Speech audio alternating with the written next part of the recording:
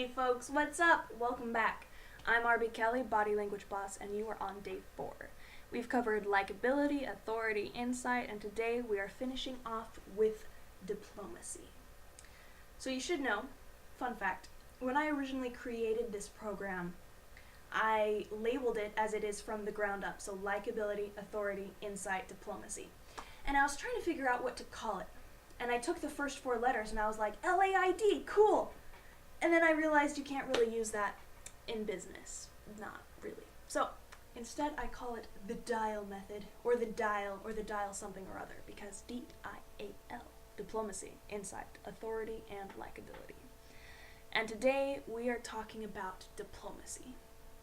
Now, even for years after I was certified as a body language expert, I still felt that there was a missing piece in how I connected with people, how I talked to people. Because I could send out all the likability signals and people would like me. And I could send out authority signals and people would respect me. And I could use insight to figure out what people were thinking and feeling. But I still really struggled to turn them and get them to do what I wanted them to do. I struggled with having those hard conversations where they want something and I want something else, and there's a lot of tension. I struggled with having collections conversations. I struggled with sales objections. I struggled in my marriage with marriage people problems, which, as you know, if you've been married, it is hard. It is hard. Generally, people problems in general are hard because we disagree. And our disagreements are often rooted into something quite deeply personal to us, something that really matters. If you think about political disagreements, religious disagreements, money disagreements, those are tied really deeply into things that feel like they're part of our identity. And so if someone says something that feels even slightly like an attack, we can just detonate, explode, and seriously overreact. And you see that happen a lot in the workplace, and even to a greater extent in your personal relationships. And so I wondered for the longest time, alright, I'm sending all the right signals, but I still don't know how to navigate conflict. I don't know how to negotiate. And when I finally found the negotiation piece that I've added into my business, it was like perfection. Everything just fit into place. And all of a sudden I was able to cover the nonverbal aspect, body language, voice tone, facial expressions, and add in this verbal aspect of exactly what you should say. And it's funny to me because if you have one but not the other, you still come in at mediocre. You're really great at that one thing, but the lack of the other, for example, if you're great at the verbals but you suck at the nonverbals, you still come in at average, at mediocre. And same vice versa, like I was before I found the negotiation aspect. I had really great nonverbals, but at the verbal aspect, I was still and so it brought the whole charisma that I could bring to the table was lowered because I had the nonverbals down, but I didn't have the verbals down. So, diplomacy, the missing piece in communication.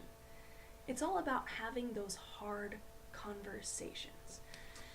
And the secret to having those hard conversations is you've got to have a plan, and you've got to have a toolbox. Because if you don't have a plan and if you don't have good tools, you end up reacting on instinct. And instinct, our anger reactions, come from a time when we needed serious emotional drive to stay alive. For example, let's talk caveman.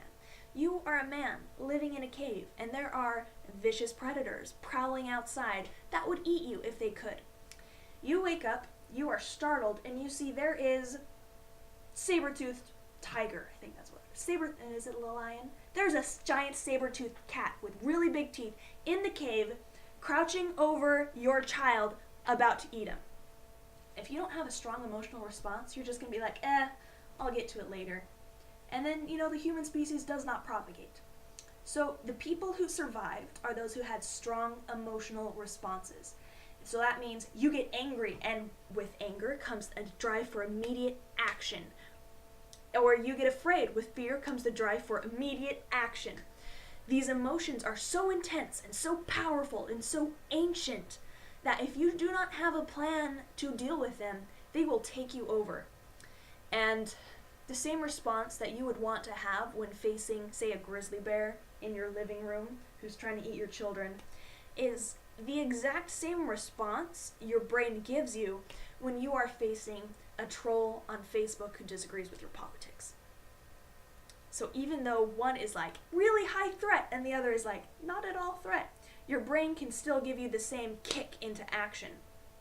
Which is why if you don't have a plan, you end up looking like an idiot, overreacting, and not getting what you want.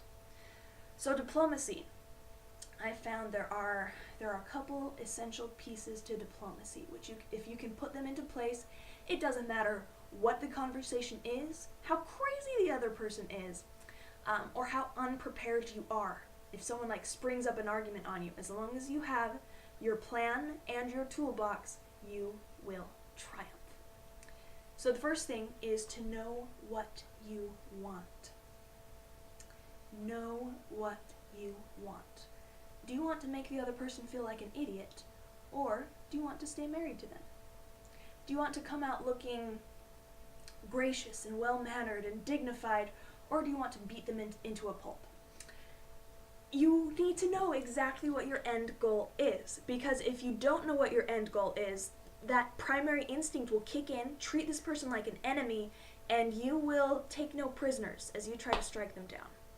So you need to know what you want. Short term, longer term. Where do you want this relationship to go? What do you want other people to think of the interaction? How do you want to show up? Know what you want. And if you know what you want, then you can start planning your actions. So if you know that you want the other person to feel listened to and cared about, then when they are saying crazy things, you're not going to immediately interrupt and be like, you're an idiot and that's wrong. You are going to say, interesting, it seems like you think this, is that right? And that's totally going to change the flavor of the argument. So know what you want, because that will change your actions. And then find out what they want. And usually what they want is not what they are saying they want. Usually they're complaining about a surface level issue, but the real thing that's driving them, it's like a pimple. On the surface, oh yeah, there's some irritation up there, there's a problem, but if you deal with it at the surface, it's not going to be fixed. You have to go under the surface to where there's that molten pool of lava or pimple goo that is causing the issues, and you have to get all the way down there and deal with that in order to solve the problem. So you have to go down under layers in order to get to the heart of the issue. So if you know what you want and you know what they want, then diplomacy is just all about the toolkit you have to get them on your side. And that is what I teach in the diplomacy section. And that is what you will be exposed to if you stick around through the workshops, articles, podcasts, speaking events, and coaching programs that I offer. I'm RB Kelly. Thank you for watching. And as you go through today, think about exactly the result you want to get from your disagreements. And think about what the other person is wanting too. Think about what the real problem is. And if you have any questions, please feel free to contact me. I am here to help and welcome. Welcome to the club. You've joined the rebellion.